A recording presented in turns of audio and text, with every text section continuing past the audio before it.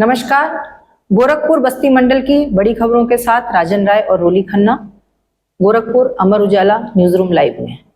सबसे पहले हम शुरू करते हैं एनईआर को लेकर के जो अभी कैग रिपोर्ट आई है, उसमें एनईआर को जो उपलब्धि हासिल हुई है और खास करके गोरखपुर रेलवे स्टेशन को, उसके बारे में राजन राय जी विस्तार से बताएंगे। राजन जी, इस पे प्रकाश डालिए कि ये उपलब्धियां हमें किन किन कैटेगरी में मिली हैं।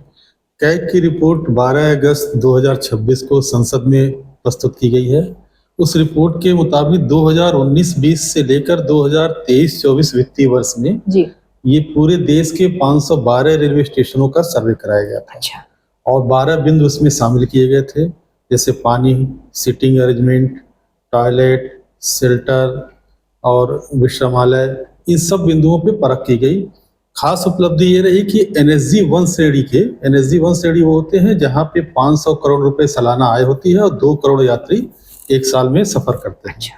उस श्रेणी में सिर्फ गोरखपुर मानक के अनुसार खरा उतरा है, यानी गोरखपुर में सारे बिंदुओं पे अच्छी चीज पाई गई है। तो माने गोरखपुर जो भी यात्री आ रहे हैं उन्हें हम ये इतना एश्योर कर सकते हैं, माने कैग की रिपोर्ट ये कह रही है कि यहाँ पर शुद्ध पानी, स्वच्छता और बाकी जितनी भी नागरिक सुविधाएं हैं, जो यात्री सहूलियतें हैं वो बेहतर हैं। तो ये हो गई जो एक एनईआर को एक बड़ी उपलब्धि हासिल हुई है। अब हम थोड़ा सा राजन जी ये जानना चाहते हैं कि अभी रक्षाबंधन आ रहा है और इस समय घर जाने के लिए छुट्टियां भी पड़ रही हैं।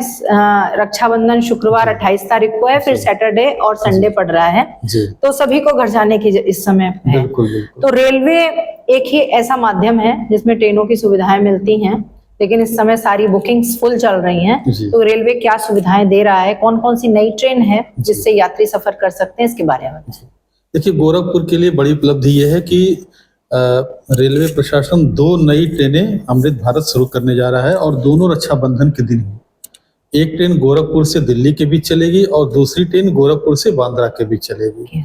जो गोरखपुर दिल्ली अमृत भारत है वो 27 को गोरखपुर से यात्रा प्रारंभ करेगी। इसी तरह जो गोरखपुर बांद्रा टर्मिनस है वो 28 तारीख को चलाई जाएगी। दोनों ट्रेनें बस्ती, लखनऊ, मुरादाबाद, कानपुर होके चलेंगी। तो इन ट्रेनों के चलने से बहुत सारे यात्रियों को सबकी सफर आसान हो जाएंगे, उनको आराम से टिकट मिल जाएंगे। तो मुझे लगता है कि रक्षाबंधन पे ये बड़ा तोहफा रेलवे दे रहा है भाई बहनों को, खास करके जिनको छुट्टियों पे जाना है। राजेंद्र, चलो थोड़ा सा अभी हम लोग बताते हैं कि अभी रेल से हम लोग थोड़ा एयरपोर्ट की और रेलवे स्टेशन से चलते हैं। और अभी जो विमान के इस समय हादसों को लेके कई चीजें सामने आती जा रही हैं। अभी गोरखपुर एयरपोर्ट पर भी 19 अगस्त का एक मामला था, जो कि आज उसके मामले में जांच चीजें सामने आई।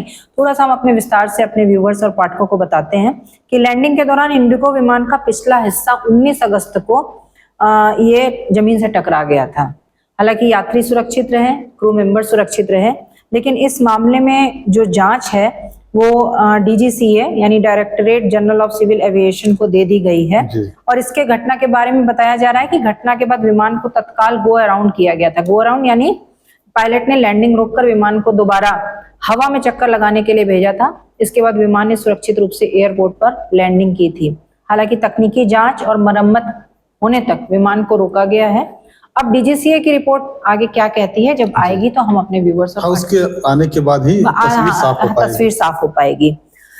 राजन जी, एक सुबह सूचना मिली थी हम लोगों की गोरखपुर जेल में जो कैदी, उसके बारे में जरा व्यूवर्स को बताइए कि जो कैदी की मौत हुई है, क्या रहा मामला। ये कैदी गोरखपुर के जेल में बंद था और उसकी तबीयत खराब थी। अचानक तबीयत बिगड़ी है और समीर शेख नाम के ये थे। ये पीपीगंज के जसवल के पास के रहने वाले थे। इनको जेल प्रशासन ने अस्पताल में भर्ती कराया, लेकिन इलाज के दौरान इनकी मौत हो गई। चलते चलते हम बस्ती मंडल की खबर बताते हैं कि प्रेम प्रसंग में बाधक बने पिता की हत्या बेटी ने प्रेमी के साथ मिलकर कर दी। इसमें यह था कि बेटी ने अपने प्रेमी के साथ मिलकर हत्या कर दी। मामला जो है वो बस्ती के छावनी थाना क्षेत्र के रमुआपुर तिवारी गांव का है। यहाँ कृष्णा प्रसाद, जिनकी उम्र 50 साल थी, अपनी बेटी के प्रेम प्रसंग का लगातार विरोध कर रहे थे। पुलिस की जांच में मामला सामने आया है कि उनकी बेटी का पड़ोसी जो एक युवक है उससे कुछ समय से प्रेम प्रसंग चल रहा था।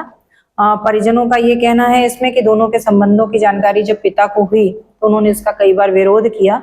करीब 2 माह पहले की बात है कि बेटी को पिता ने इस मामले को लेकर बहुत डांटा फटकारा भी था। और शुक्रवार को हुआ ये क्या कि माने कल की बात हम करें तो 10 बजे के करीब जो बेटी थी बबरौली गांव स्थित लक्ष्मण के घर जो युवक था उससे मिलने गई। बाद में दोनों गांव के पास सिवान में गन्ने के खेत में चले गए। वहां पर पिता वहां पर पहुंच गए तो पिता को सामने देखकर उन्होंने पिता की हत्या कर दी और दोनों ने मिलकर शव जो है वो नहर में फेंक दिया। मामला जब आज खुला है तो पुलिस ने इस मामले में हत्या का मामला भी दर्ज कर लिया है और दोनों की गिरफ्तारी के लिए अभी दबिश दी जा रही है। तो ताजा घटनाक्रम आगे क्या रहेगा, गोरखपुर बस्ती मंडल की और ताजा खबरों के साथ जानने के लिए अमर उजाला से जुड़े रहिए। नमस्कार। नमस्कार।